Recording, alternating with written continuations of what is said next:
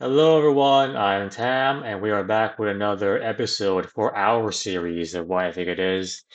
Today, we are going to talk about why accountability is a superhero, as in accountability can kind of save you, so to speak, from whatever situation you find yourself in. For example, you may be kind of like not doing as well financially, physically, kind of bent out of shape and so on, etc. So whatever situation that you're not feeling too good about yourself with, accountability can come in and kind of swoop you up and save you, so to speak.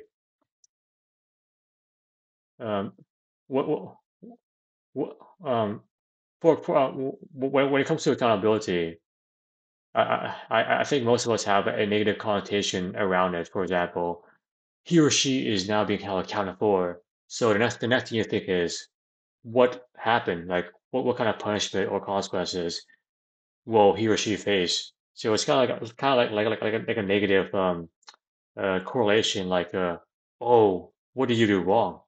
You know. However, accountability also has a upward swing to it. For example, how many push-ups did I do this week compared to last week? How many miles did I run this month compared to last month? How much money um, financially are my assets making for me this year compared to last year? So it has an upward momentum as well, not simply a downward, kind of spiral kind of consequence that typically you see in like the jurisdiction area. And I think that's the main reason why most of us don't actively, proactively kind of hold ourselves accounted for, because it feels like a punishment, like like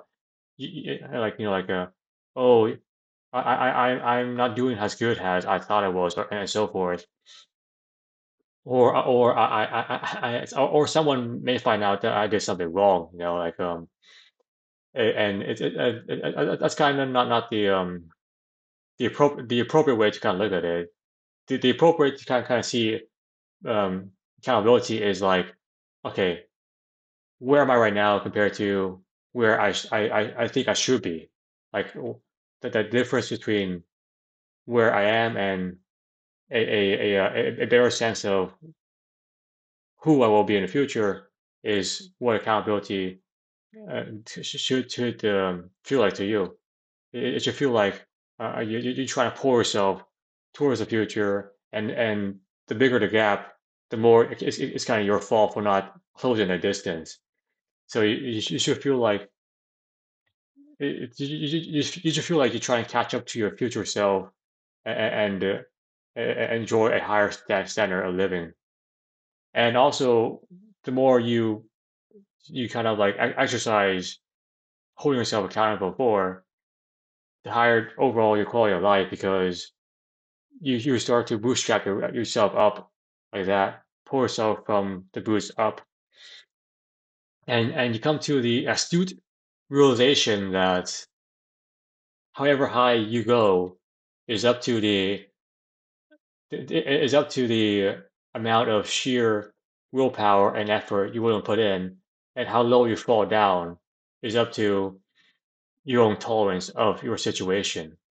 For example, if you are a if you were working at McDonald's and then you become rich, as a millionaire trading cryptocurrencies kind of day in, day out, grinding that out, and you kind of like steadily over time make it up to where you no longer need a 9 to 5 job.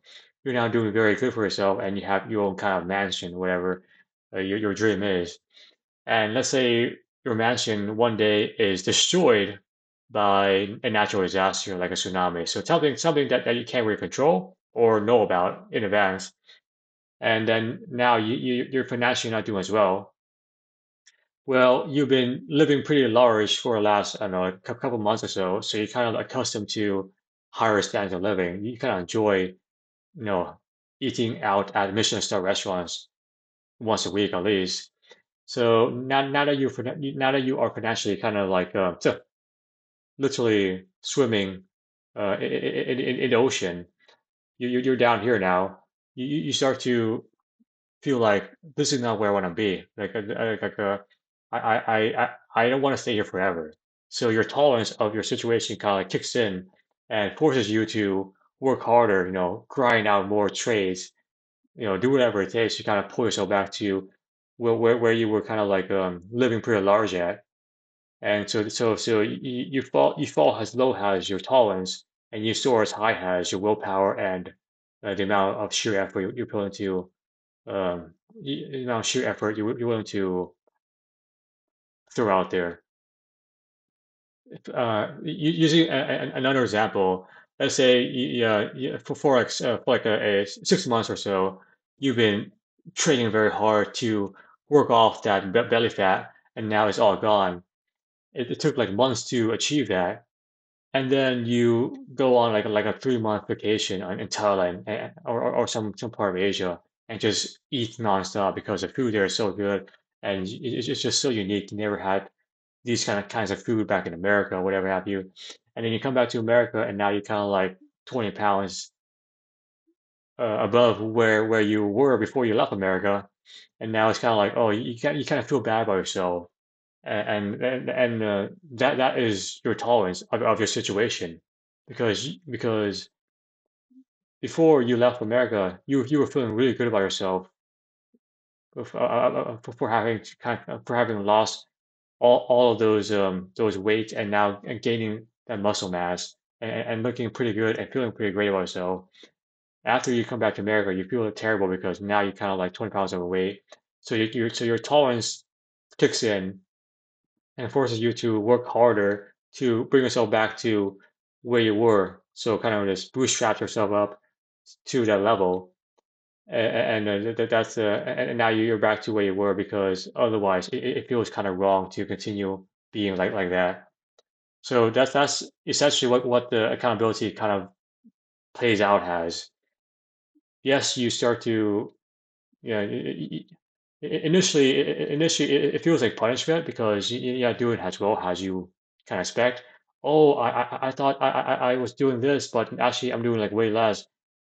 So your expectation of what you were doing was actually above what you were actually accomplishing. That's how accountability starts. And then once you do more of it, you realize it's actually a safety net, a way for you to keep yourself from falling too low, and also a way for you to help you find higher levels of high.